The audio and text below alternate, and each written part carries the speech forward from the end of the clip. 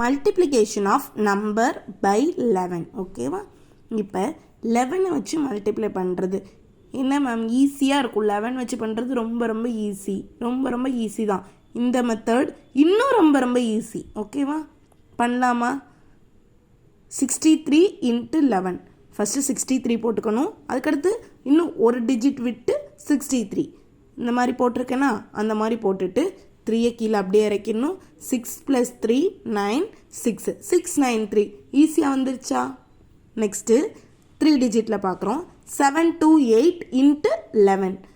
728 போடுறோம். திரும்ப அடுத்து 1 டிஜிட் விட்டு 728 போடுறோம். இது ரெண்டையும் ஆட் பண்ணிக்கிறோம். 8 அப்படியே கீழே இறக்குறோம்.